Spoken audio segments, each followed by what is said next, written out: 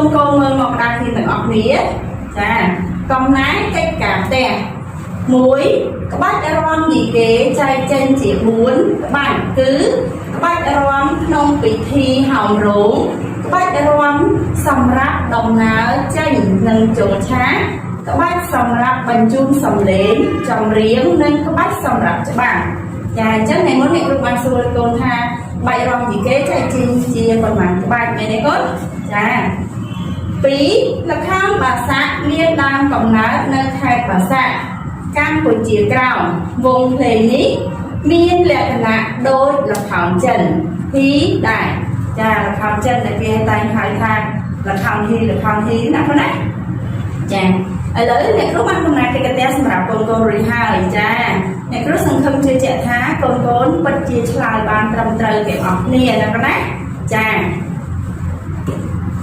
Phan con nguyên chẳng bàn tế ngày môn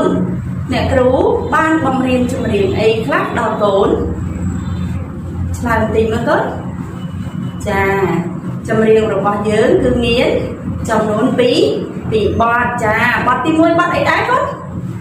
chà cứ bọt sơ thì giá trắng chẳng trai chứ chúng này bọt tim bí cứ bọt ấy đái không bọt ấy rồi nó tìm mơ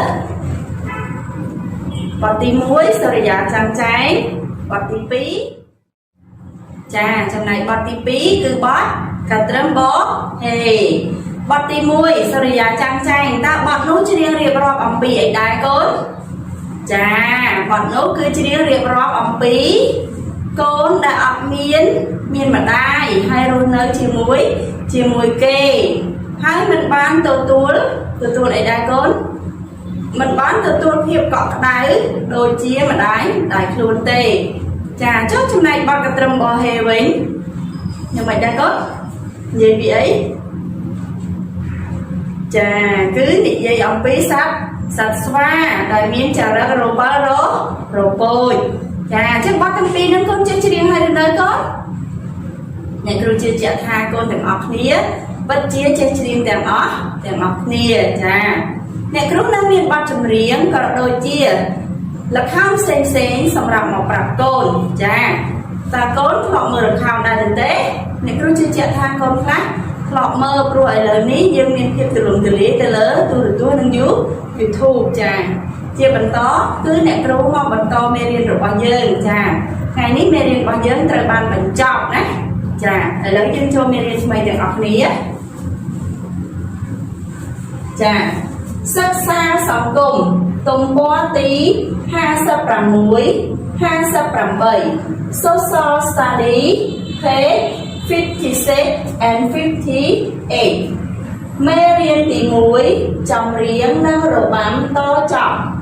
lesson 1 Khmer song and dance khó trong riêng song bấy rổ bám đán có rô bám rong vùng đàn rô bám làm liều đàn cha chứ ngày nay dương riêng đồng bì rô bám phóng nên chầm riêng phong cha nhất rô bám miên pi đâu có nói miên rô bám rong vùng nên rô bám làm liều cha con chè rong mấy con cha con phát chè rong bàn xa đó nhé cha được chứ nét xong cốt chập áo ăn ông làm ngang con bao xịp hơi rồi bao nhiêu tôm bò tí 26 đó 27 ăn nằm nằm ngắt rồi rau biệt từng lứa ở nhà cừu chả để lớn nhà cừu tục về ở đọc lắm vậy thì sẽ còn bắt đầu bị con bàn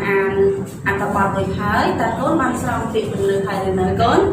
chả nhà cừu chưa chạy tha con tại học nếp và chỉ xong ban rồi ở hai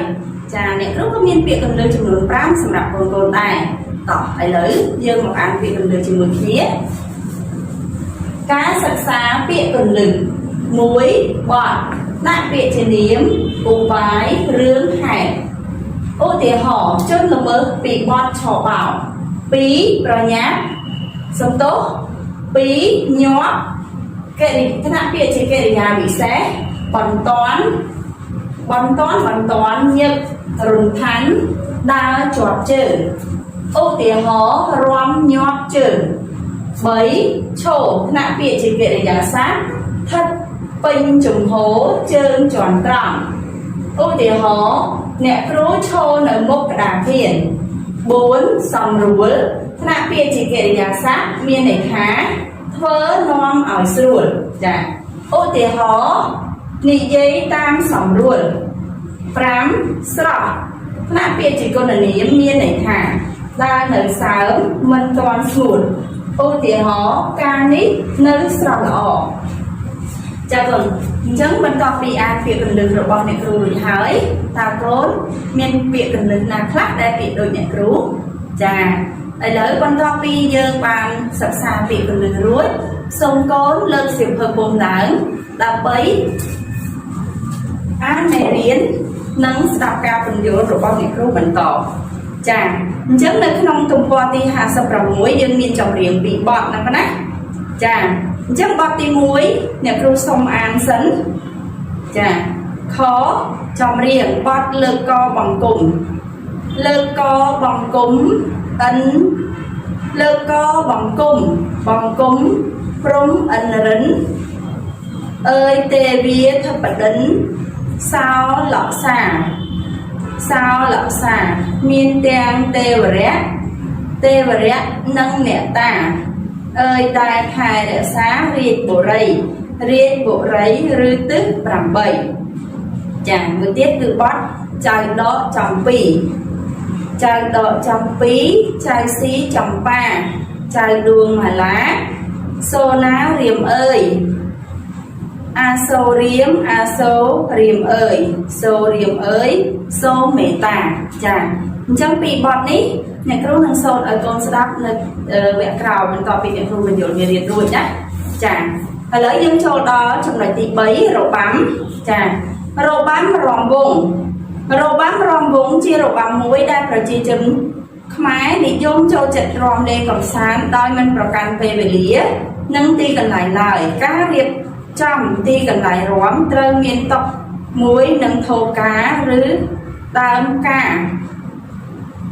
ដែលមានស្លឹកនិងការស្រស់សម្រាប់ឲ្យអ្នករាំដើរព័ទ្ធជុំវិញ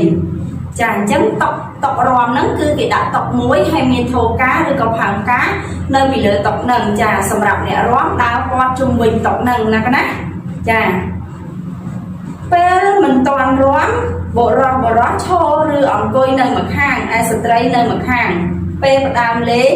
បើមានឧបករណ៍ភ្លេងអ្នកវាយស្គរចាប់ដើមរោស្គរ3 បទដើម្បីប្រជុំគ្នាផងនិងបើកពិធីផងហើយឧបករណ៍ភ្លេងដទៃទៀតក៏ចាប់បន្តតាមចានេះជាភ្លេងនិងការរៀបចំសម្រាប់ធ្នាប់នៅពេលដែលមិនទាន់ចាប់ដើមរាំណាចារបៀបរាំដំបូងបុរសម្នាក់ឡើងបើកឆាករួចហើយលក់ក្បាលហៅបុរសគ្នាឯងឲ្យបានច្រើនអ្នកចេញមករាំដង្ហែគ្នាលុះរាំបានមួយជុំពួកគេទៅឈរមុខនារីរួចលើកដៃសំពះឯនារីត្រូវសំពះនឹងមុខក្បាលតវិញហើយចេញមករាំតាមសេចក្តីអញ្ជើញចាគឺប្រុសម្នាក់ស្រីម្នាក់ជាគូនឹងគ្នានារីរាំដើរមុខឯបុរសរាំពីក្រោយឬរាំទៅខាងឆ្វេងឬខាងស្ដាំដៃរបស់នារីលុះរាំបានច្រើនជុំហើយអ្នកច្រៀងធ្វើជីឲ្យចង្វាក់កាន់តែញាប់ឡើងអ្នករាំក៏កាន់តែរាំញាប់តាមចង្វាក់ដែរលុះរាំចប់បទនីមួយអ្នករាំឈប់រួចបែរមុខរកគ្នាឈរសម្រួលដងខ្លួនដោយសំពះលាគ្នាទៅវិញទៅមករួចដើរទៅកន្លែងដើមវិញ